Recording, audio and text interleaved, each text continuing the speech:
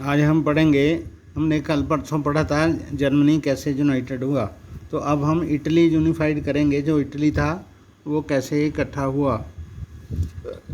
Like Germany, Italy too had a long history of political fragmentation. Fragmentation का मतलब टुकड़े टुकड़े अलग अलग था वहाँ का। जो उसकी हिस्ट्री थी, राजनीतिक हिस्ट्री थी, वो टुकड़े टुकड़े इतिहास था उसका, यानी कि देश अलग अलग था। Italians were scattered over several dynastic states as well as the multinational Hamburg empire.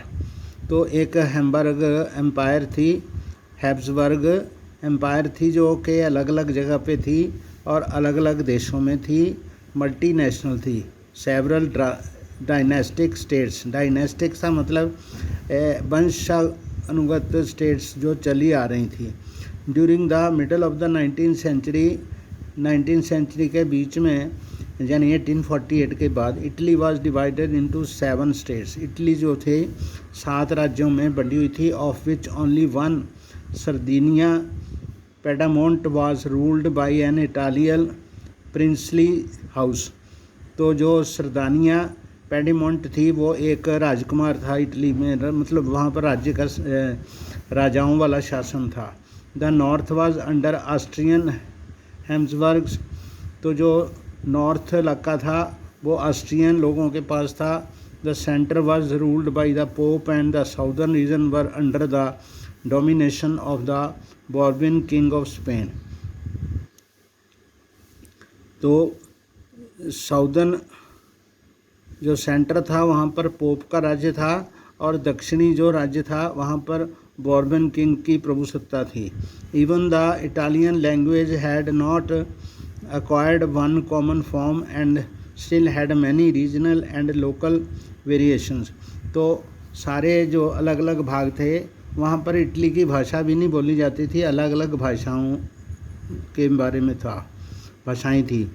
During 1830 Giuseppe Mazzini had sought to put together a coherent program for unitary Italian republic. तो गिसेप्पी माज़िन ने इसको सारे इटली के अलग अलग जो states थी उनको एक मतलब एक ही रूप में, एक ही देश के रूप में बनाने के लिए प्रयत्न शुरू किए। He had also formed a secret society called Young Italy for the dissemination of his goals. अपने लक्ष्यों को प्राप्त करने के लिए उसने यंग इटली एक गुप्त संस्था भी बनाई। The failure of revolutionary uprising both in 1831 and 1848 meant that the mantle now fell on Sardinia Piedmont under its ruler King Victor Emmanuel II to unify the Italian states through war। तो जब 1831 का और 1848 का जो विद्रोह था वो ख़त्म हो गया, तो सरदानिया पेडिमोंट का जो राजा था विक्टर मैन्युअल टू, उसके ऊपर इटालियन स्टेट्स को इकट्ठा करने की जिम्मेदारी आ गई लड़ाई के द्वारा। In the eyes of ruling elites of this region, इस इलाके के लड़ाके जो थे, unified Italy offered them the possibility of economic development. तो उनको लगता था कि अगर इटली एक साथ में सभी स्टेट्स आ जाएं तो वहाँ पर आर्थिक उन्नति होगी एंड पॉलिटिकल डोमिनेंस भी होगी, यानी कि राजनीतिक रूप से एक सत्ता राज्य उनका हो जाएगा। Chief minister Cavour who led the movement to unify the regions of Italy was neither a revolutionary nor a democrat। तो इटली को इकट्ठा करने वाला जो एक चीफ मिनिस्टर था कैवर, वो ना तो एक क्रांतिकारी था और ना एक लोकतंत्रवादी था। Like many other wealthy and educated members of Italian elite, तो इटली के सभी जो लोग थे लड़ने वाले, पढ़े लिखे और अमीर थे। ही स्पोक फ्रेंच, वो ज़्यादा अच्छे तरह से फ्रेंच बोलता था। देन ही डिड इटालियन, बोल नहीं पाता था। Through a tactful diplomatic alliance with France engineered by Cavour, Sardinia Piedmont succeeded in defeating the Austrian forces in 1859। तो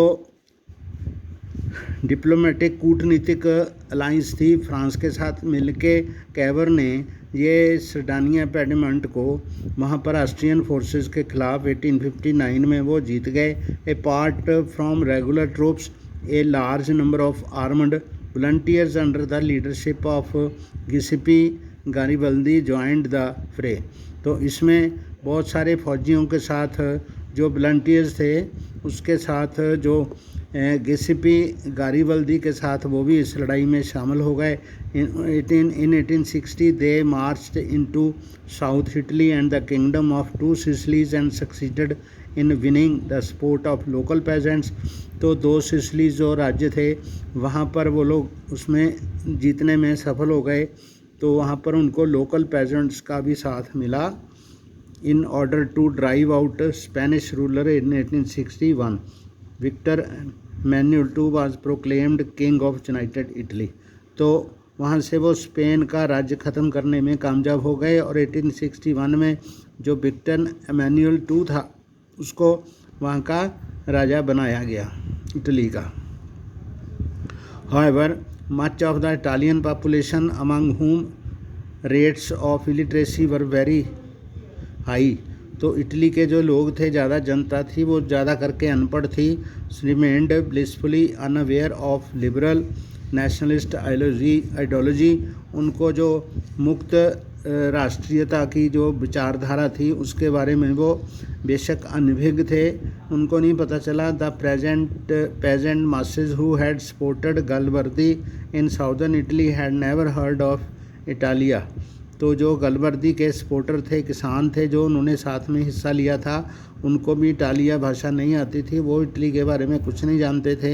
and believed that La Talia was Victor Emmanuel's wife. उनको लगता था कि ला तालिया जो है वो विक्टर एमेनुअल जो राजा बना है उसकी पत्नी का नाम है। ओके।